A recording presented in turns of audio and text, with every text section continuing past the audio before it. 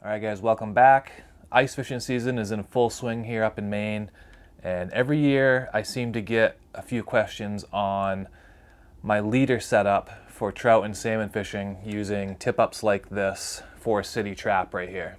So I figured I'd talk about my leader setup for different types of trout fishing and salmon fishing to hopefully help you guys get some more fish on the ice this season. Before we start though, hit that subscribe button because I know right now a lot of you guys that are watching this video are not subscribed.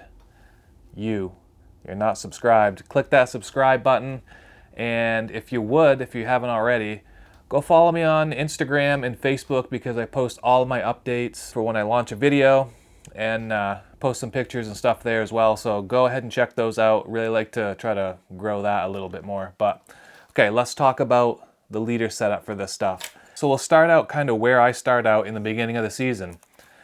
I go through all my traps, make sure I replace all the leaders from last year because you get nicks in them and they get weak points, and just always good to start out with fresh leaders. So let me just show you this reel right here, and I'm going to address this right now, right off the gate, because I know I'll get a few questions about it, and it doesn't matter whatsoever. On this trap, and I've been doing this with a lot of my traps, I have braided orange Dacron.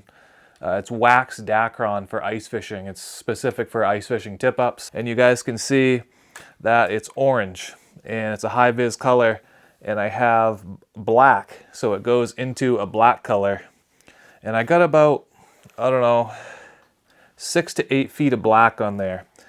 And I've been just kind of trying that out. I don't think it really matters that much because my leaders are so long, but I've done that because when I'm fishing for lake trout, I try not to have that bright orange line closer to my bait and spook the fish. So I put black on there, and that's really the only reason, and I honestly don't think it matters. If you run long enough leaders, it really doesn't matter. But the first thing you want to do is start out with a nice, thick ice fishing line, and this is the line that I use on my traps here. I'll link everything down in the description below that we're using, from leader material to the line to the hooks, sinkers, everything that you guys need, so you can find it all in one spot. This is a 36-pound line. I see some guys using braided fishing line for bait casters. That stuff is way too thin, and honestly, if you get a nice fish on there, it's probably going to cut your hand if you're holding it with your bare hands. So the reason this stuff is so thick is so when you're out there on the ice, you're literally hand lining these fish in. This gives you a good grip on the line. The pound test really means nothing. It's really the thickness of the line that you're going for. Have a nice good grip on the line. You can let it run through your fingers, and it's not going to cut into you. And this stuff specifically is waxed, so over time the wax coating will come off, but for quite a long while that wax coating stays on there, and it doesn't allow water to penetrate this line as easily, so it doesn't freeze up on you. So this is pretty good stuff. I'll try to link this in the description below or something similar to it. So now I'll talk about the leaders and the hooks and everything. I see a lot of people using the pre-made eagle claw hooks with a snap swivel and stuff, and that stuff's okay, but it's really kind of bulky. The line that comes on those leaders is so thick, it's way heavier than you need. And I think, especially for fishing in really clear water, that's probably going to spook some fish. And maybe the reason why you're not hooking up as much or getting as much action, it's way better to make your own leaders, and it's probably a lot cheaper. Let's start out here. For me personally, in the beginning of the season, I'm fishing for brook trout. Brook trout, usually you catch them close to shore in pretty shallow water, anywhere from 1 to 20 feet. But usually that 2 to 8 foot range is pretty good.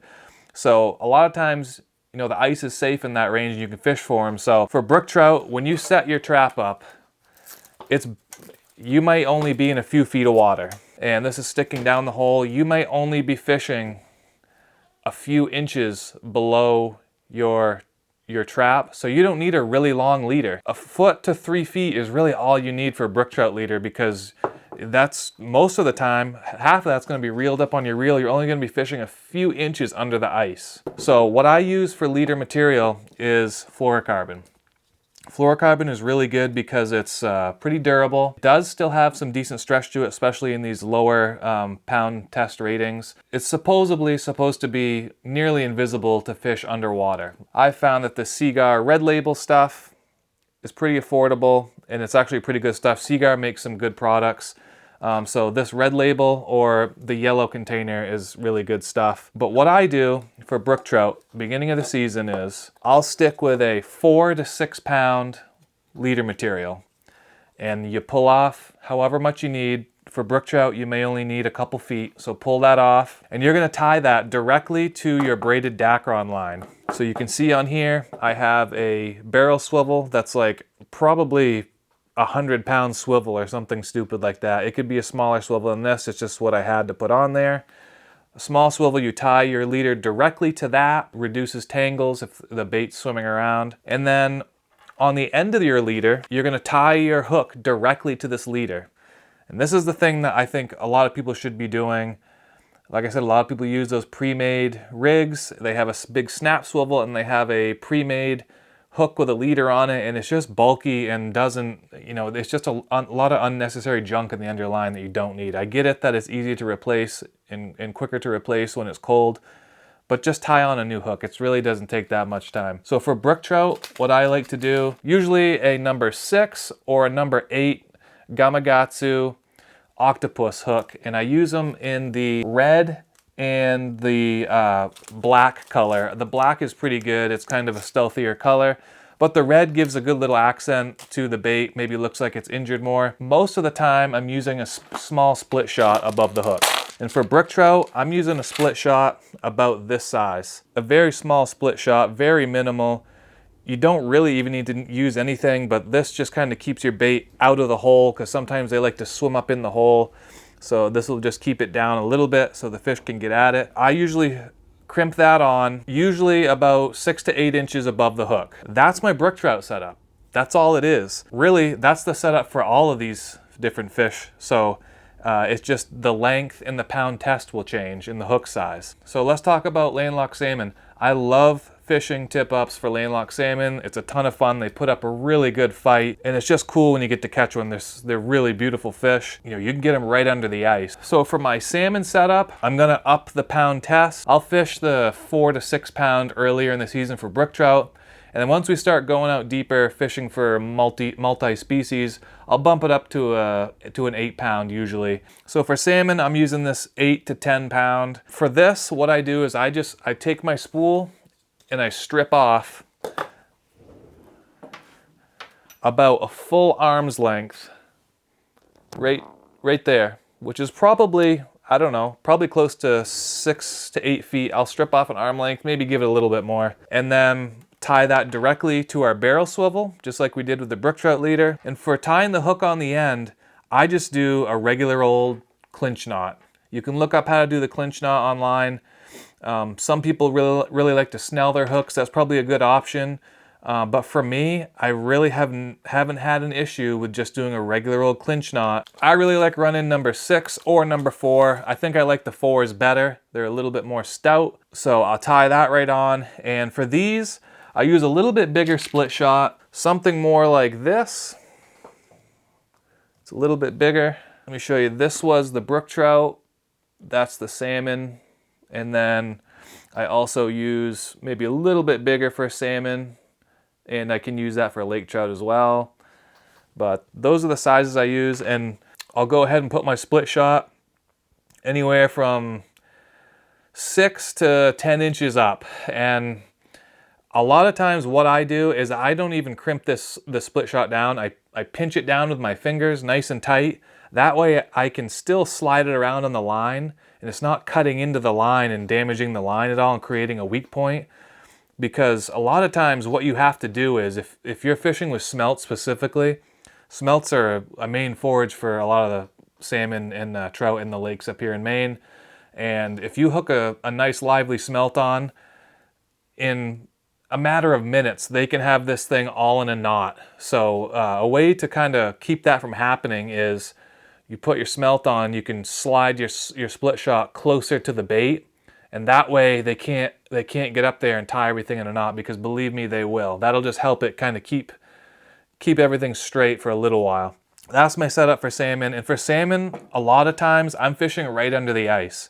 You really don't need that long of a leader, but you may be fishing halfway down the water column, and having that distance from your Dacron line keeps the fish from being spooked. So I do put, you know, that arm's length on there.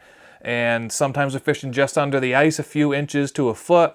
Sometimes we're fishing 10, 15 feet down. So you never know where they're going to be. They can be anywhere. Now you can use this setup also for brown trout. That works fine. Really depends on the size of the browns that you're going after. Up here in Maine, this would work fine. If you're going after some really big browns, you may want to beef up the leader a little bit. But this size hook will still work, this number 4. It's a good all-around hook for trout and salmon. You can use this for brook trout, salmon, lake trout, whatever you want to use it for, rainbow trout. Really, this setup right here is a good middle of the road, because if I put 8 or 10 pound leader on, I have an arm's length of leader, I have a medium-sized split shot and a number 4 hook. I can go out and catch pretty much anything in the state of Maine, aside from maybe a decent pike or something, because they can cut that line off. But I mean, you can catch anything on this setup right here. If I'm going to be specifically going after lake trout, I'm going to beef up this line.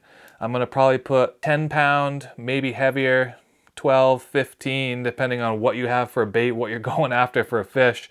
And then the hook size will also depend on what size bait you're using. If you're using a big sucker, maybe like a number 2, big number 2, I think that's a 2, or maybe that's a 1/0, I'm not sure. But something like that for a big sucker. If you're just fishing smelts again, you could still go with this number 4. You could run a number 2. And then a lot of times it depends how deep you're fishing, but I put on a little bit heavier split shot, which is that size. This was kind of the salmon size. It's a little bit bigger than that, or you could double them up. Depends how deep you're going. I'm the first one to put on a big split shot and get that bait down, because if you're fishing 50, 60, 70 feet deep, it takes a while to get that line down. Your hands are completely frozen by the end of it. But anyway, that's my leader setup for fishing. It's pretty simple. It's basically the same setup for everything. You're just changing out the hook size, split shot, the pound test, and the length. Not saying that that's the way to do it, because there's 100 different ways to skin a cat, but that's how I skin it. Let me know down in the comments what you guys do for your leader setups. I've had a lot of questions, like I said, on what I do, and if you get anything out of this video, it's that you should tie your own leaders. I'm a firm believer of having the most minimal setup that you can. It's in the fish's face, because you have to trick them to bite that bait. And if there's anything weird on there, you know, a bunch of knotted up stuff, some clips, some stuff that they can really sit there and look at, they can definitely shy away from it. Even the split shot, you know, sometimes I wonder if that split shot's enough, but you got to have some sort of weight on there. So I always carry this little pack around with me. It has some different size split shot, has some different size hooks in here, just stuff that I might need out on the ice.